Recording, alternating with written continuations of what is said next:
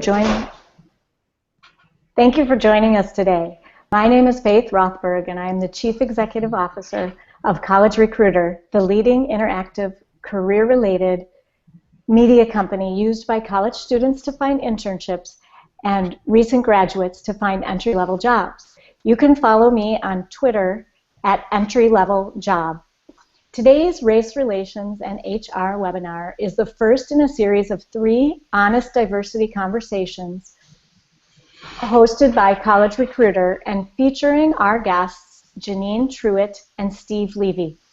Janine is the Chief Innovations Officer at Talent Think Innovations, a talent management consulting firm dedicated to helping startups as well as small to medium-sized businesses focus on developing smart, innovative talent solutions, strategies, policies, and cultures that value talent and put them first. Janine is also the chief blogger at the Aristocracy of the HR, an HR blog that she created to discuss talent management triumphs, blunders, and best practices. You can follow Janine on Twitter at Zarina of HR. That's CZARINAOFHR.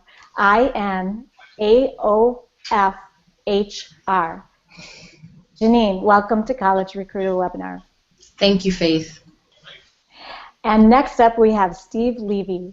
He is the founder of Recruiting Inferno Consulting. He's a talent acquisition leader, workforce planner, hands-on recruiter, the talent community builder, pipeline sourcer, and populating magician in any technology-laden sector.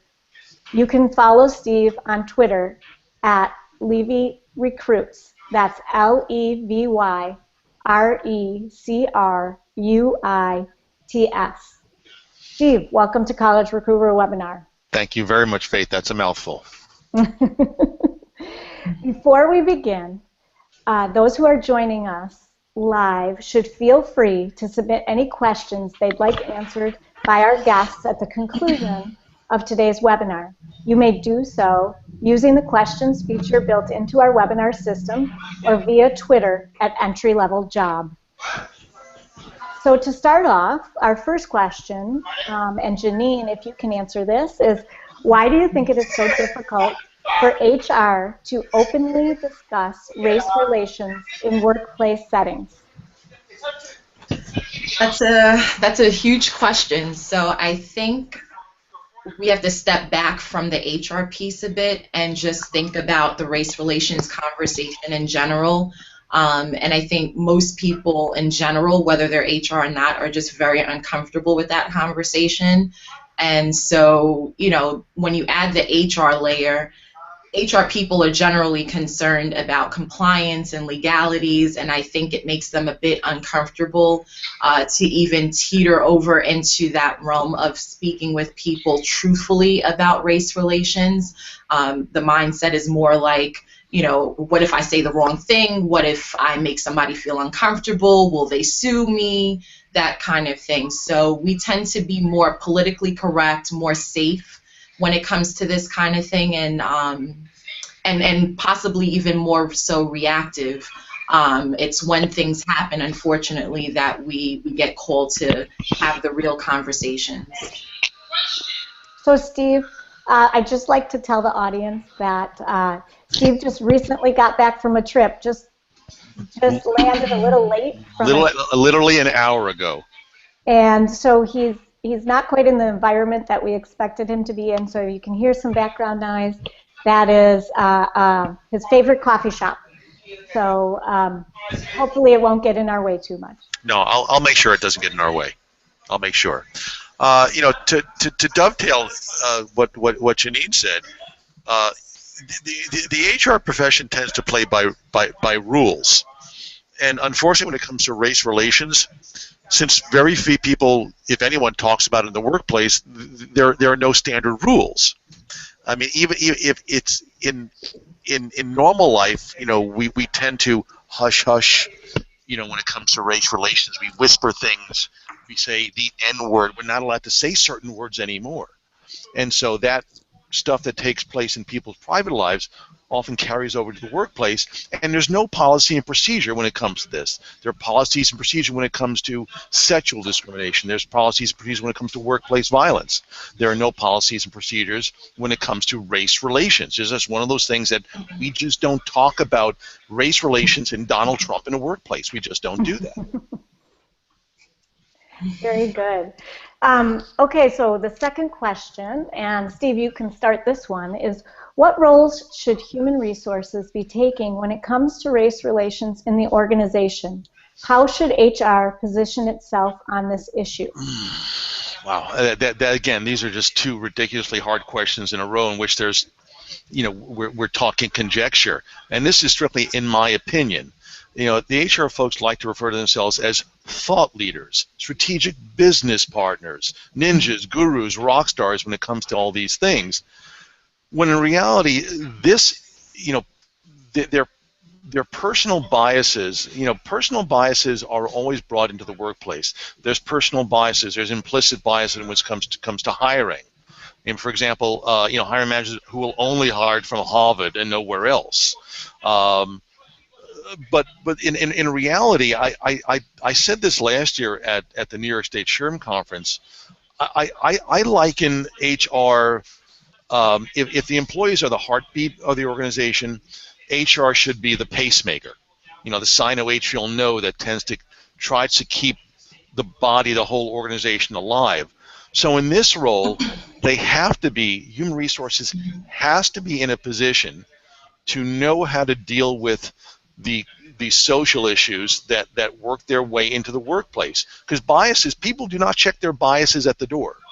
Mm-hmm. They bring them into the workplace in very, very insidious ways. And so the HR profession, and really all managers for that matter, but HR is a profession that guides it, they have to be aware of the cues. They have to be aware of the things that take place, and they have to act accordingly.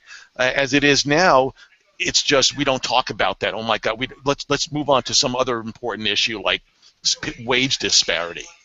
But it should be as active a role when it comes to rooting out sexual harassment as any other issue. We should be able to, and HR should be able to define how top down, bottom up, 360, how people respond to the issues of the world and how they impact business, because race relations impact business.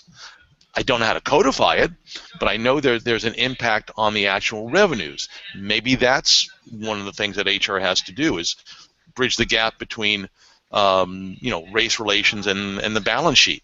Again, I'm just conjecturing right here. Faith? Thanks, Steve. And Janine, would you like to add something to that? For me, I see HR as the core of the organization, so they've got to be out in front of it. Even if the CEO is not necessarily thinking about these kinds of things, they've got to be out in front of it and being willing to have that conversation with the C-suite about, hey, here's what's going on in the news, here's what's going on in society. Our employees are probably coming to work feeling very heavy. How do you want to address this? Here's some suggestions. And I don't care if those are focus groups with line managers, or if it's a general town hall where the CEO gets up on some stage and says, look, I care about every single person in this company, and there's some heavy stuff going on in the world right now, and we want to get out in front of it and simply say, we're not a fan of it, we don't condone it, it's not going to be acceptable in this company. I feel like even just that sentiment right there says a lot about the company, says a lot about HR, and I think people leave work feeling maybe a little less heavy. Let's keep on that one. It's employees look at when any issue arises that pertains to an interaction between one or more people, folks look to HR. When it comes to company performance, people look to the CEO or other members of the leadership team.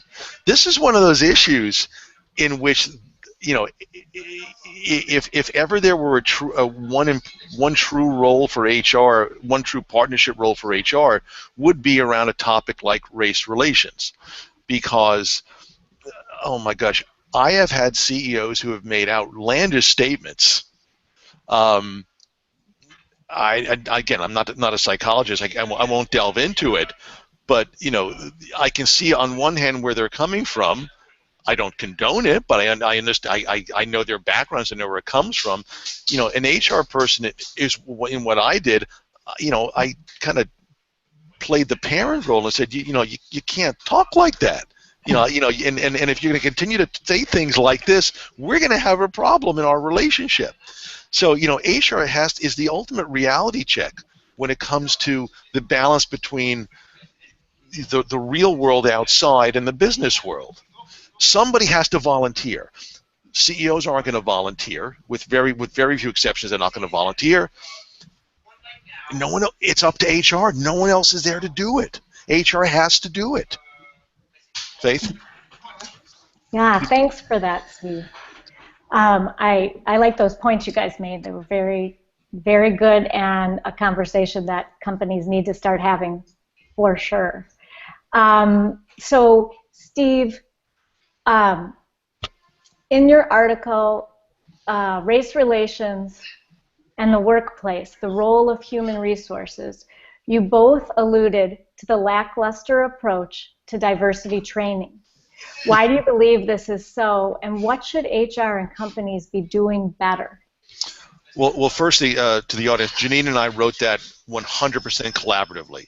To be honest, I wrote a paragraph, she wrote a paragraph. I wrote a paragraph, she wrote a paragraph. We had no idea what the other was going to write, and it seemed to have blended together into something that made sense. There was a line in which I had my paragraph. I dug up some of the diversity training slides that the VA gave to their employees, and it spoke of speaking of diversity in very flowery terms. My take on it was, and the VA is very evolved when it comes to diversity training relative to other organizations. But it was flowery. It's like the painting behind me. It was all nice, lots of nice different colors, and it was pretty. And but it kind of reminded me of health training back in junior high school or middle school, in which and Jeannie knows we had this conversation where if you just say the words out loud, they won't be powerful anymore. Let them free.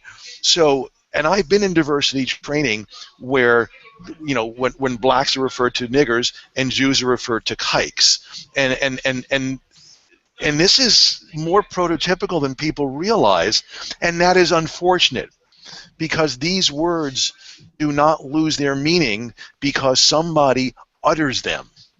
I mean, these words have been created over hundreds and hundreds of years. They've been woven into the fabric of our society almost genetically.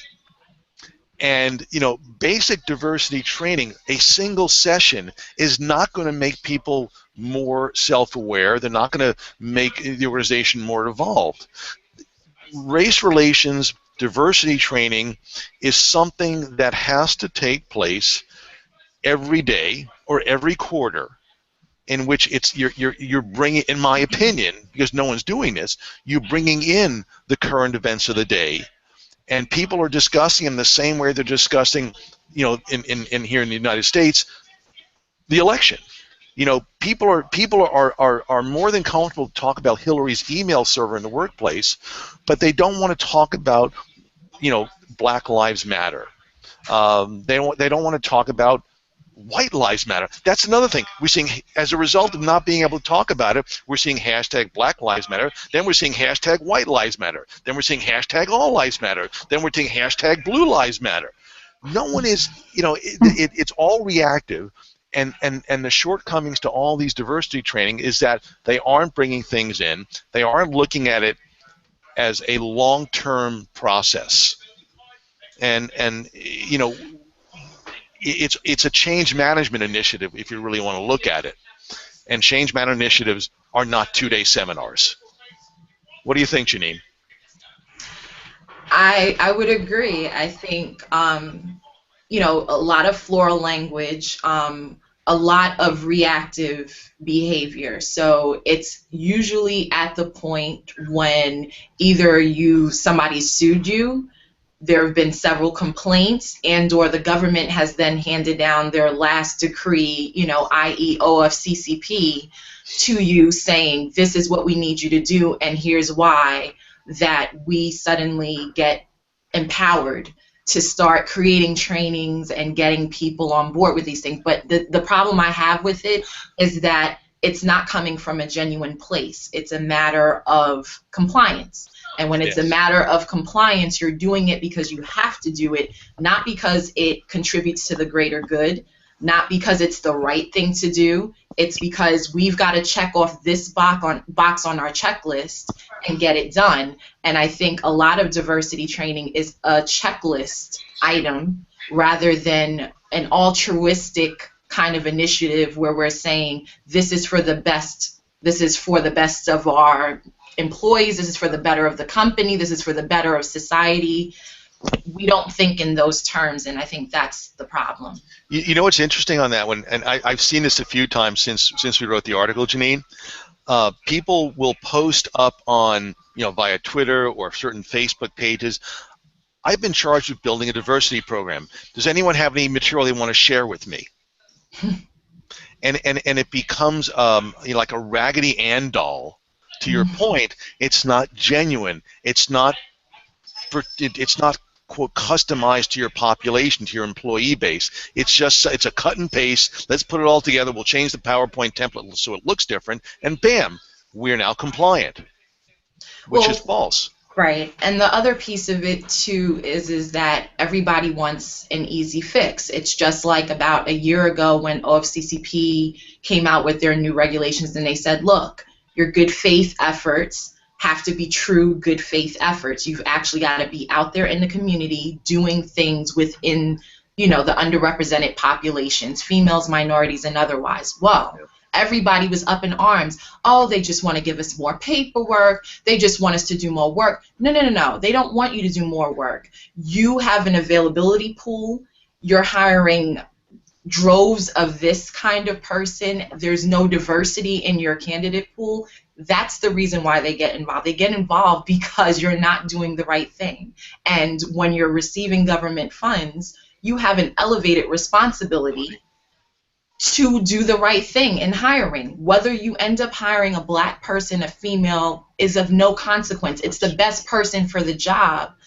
But you've got to do the right thing, and I think that's the piece that people seem to miss, or at least I should say HR people seem to miss. Well, actually, there's another side of it. It's you're just kind of delving into the recruiting piece, recruiting is hard enough, quite frankly, because we have and this does impact, adhering to OFCCP requirements, creating a talent pool that's representative, again, making the good faith effort. Organizations, and partially it is, I can't say it's LinkedIn's fault, but you don't have those cues there in LinkedIn to be able to pull together a diverse slate. I mean, you don't, and recruiters, by the way, in my opinion, the toughest position to fill in any company are, in fact, recruiting positions. People who actually know enough to know based on experience, where great people are that fit. I'm using words that may not be the right words, but the words that are used that allow you to create the diverse pool. I mean, here's a great example, and you take like engineering. I learned a long time ago when I first started recruiting that if I wanted to hire great EEs, electrical engineers, Tennessee State University. I didn't question why. I just found it's an HBCU. and that's historically black colleges and universities. The other one, like FAMU, Florida A&M University, I to this day model how a career services creates great students by FAMU, great engineering students. People don't realize talent is in front of them, and it doesn't take that much of an effort to go out and create that diverse slate.